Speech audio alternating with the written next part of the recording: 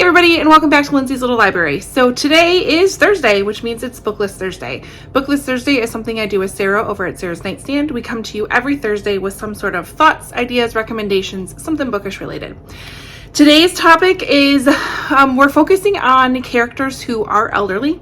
They could be the main character of the book or a side character of a book that come across as an elderly, wise soul who's taking charge. Is gonna go. That's where I'm going with my suggestions, because every single one of these characters I absolutely fell in love with. One of them I think about often, and I wish that I could meet her.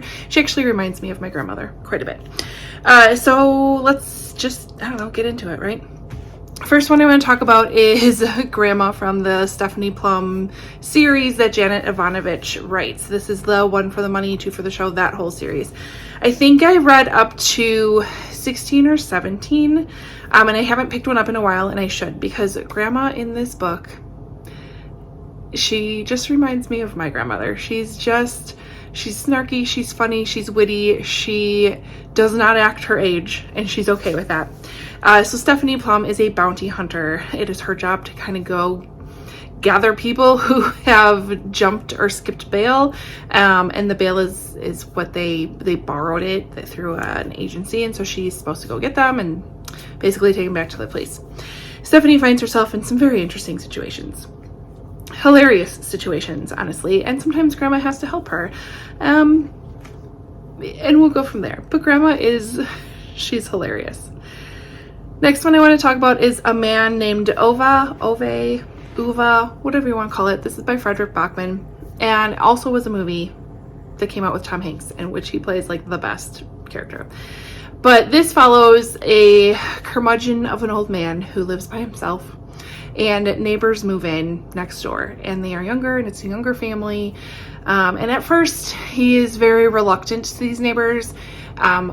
Uwe has a very specific schedule, and he's kind of checked off all his boxes for life. He misses his wife dearly, and he's trying to move on.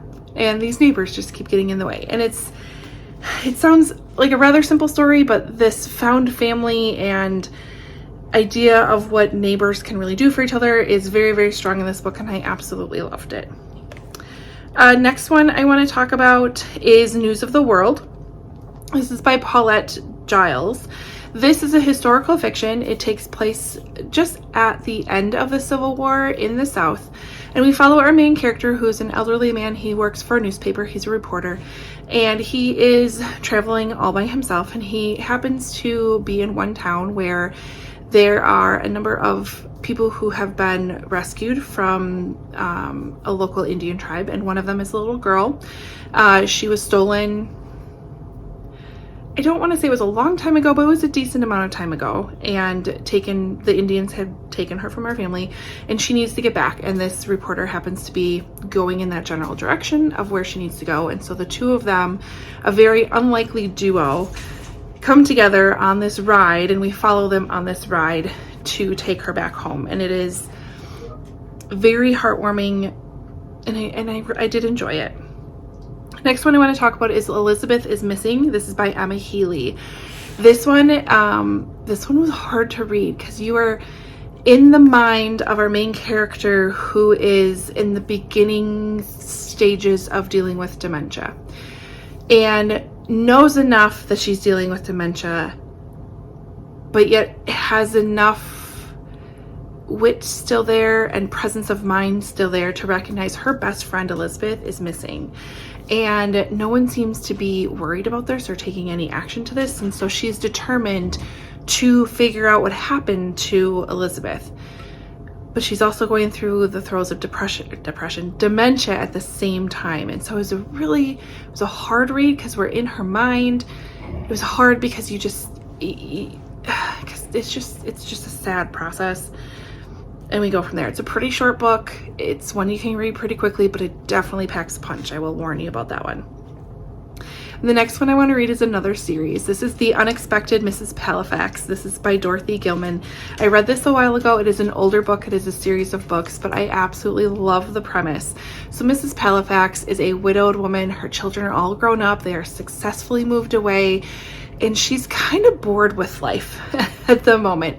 Not really a fan of garden club, not really loving life as being this quiet widow who sits at home. So she decides she is going to go to the CIA office, and she is going to become a spy. And in a kind of funny way, it works. And so she's sent on her first mission to Mexico to complete her mission, to do what she was sent there to do, and she's put into a kind of a funny situation. This has some cheeky humor to it. It has some undercover, covert ops things to it, and also has this elderly character who uses her age to her advantage. It actually reminds me a little bit of the show Matlock, if anybody has watched that recently, but with Kathy Bates. She's the main character, goes by Matlock, and is kind of using her age to her advantage. So it reminds me a little bit. I feel like Mrs. Palax and Matlock they would enjoy each other's company for sure. So that one is super fun. I believe it's on Kindle Unlimited as well. But don't judge that one by the cover. It's absolutely a fun ride. Pick it up. I enjoyed it. I need to get to the second book because I'm loving Mrs. Palax for sure.